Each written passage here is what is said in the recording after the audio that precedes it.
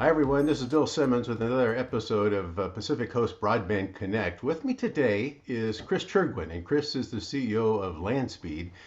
And Chris, you've been supporting the consortium for years. I was thinking about this conversation. I think that the very first time I met you was the very first meeting that I actually went up and was part of the consortium. You were there from the very beginning.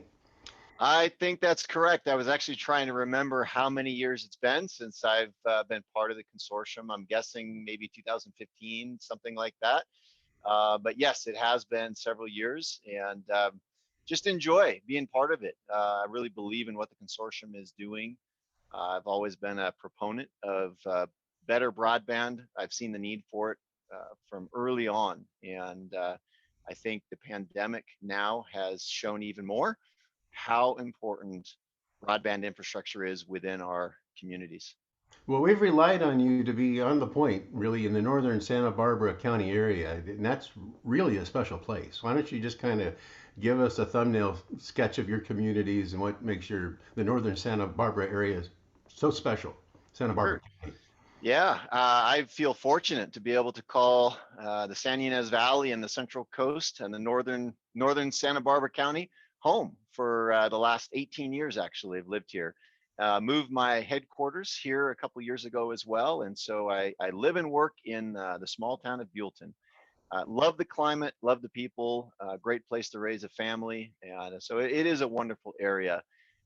There's work to be done though, from a broadband infrastructure standpoint in our community. And so that is another reason why I am excited about being part of the consortium and want to see some good things happen. So, one of the things that we've been talking about, you've been really a champion for, is this idea of a North County fiber ring. Can you tell us a little bit about that?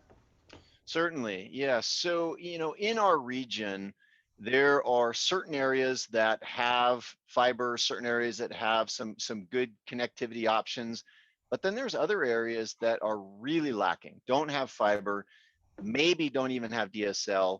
In some cases, satellite only or fixed wireless only. And so you've got this just tremendous disparity between different communities within northern Santa Barbara County.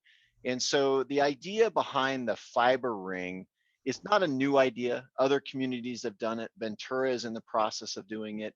But what it would create in our county or in our region would be the ability to connect all the various communities with a redundant high-speed fiber ring, which would then allow so many more residents, so many more businesses, schools, organizations to be able to connect, to have higher broadband, more reliable broadband.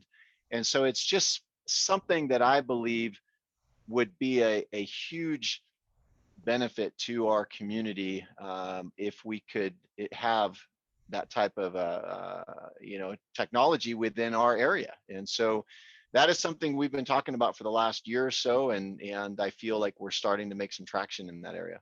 Well, when you think about the uniqueness of the area, you've got the Chumash, you've got Vandenberg, you've got Solvang and tourism, you've got all of the communities in and around that area. They got the wineries.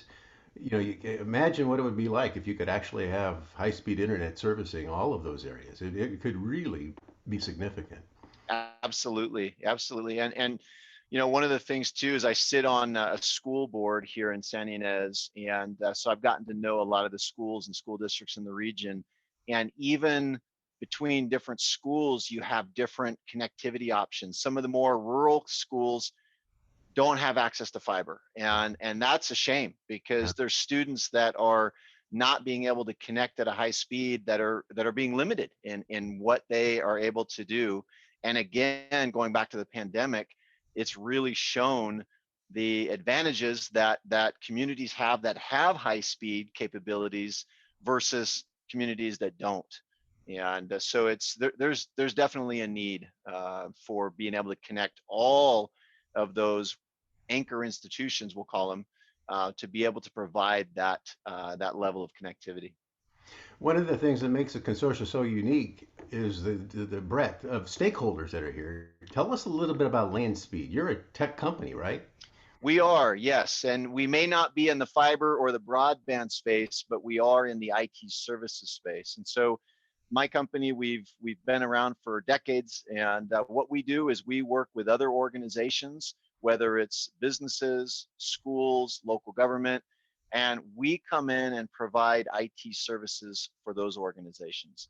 They may not have anyone in-house to help them with their IT, or maybe they do have in-house IT staff, but we can come in and provide that supplemental support or provide that expertise that maybe they don't have in-house to help them with projects or to just provide ongoing IT services for them. Well, we certainly appreciate your advocacy and your leadership and your ability to really communicate to everybody, all the stakeholders in your communities around you on our behalf. And your leadership is, I've said that, but it's been amazing and it's been good to get to know you even better. And so thank you for all that you do. No, I appreciate that. My pleasure. I enjoy working with you and everyone in the consortium. That's it for now. We just thank you so much, Chris, for joining us. We thank everybody for watching us, and we'll look forward to seeing you next time. Sounds great. Thank you.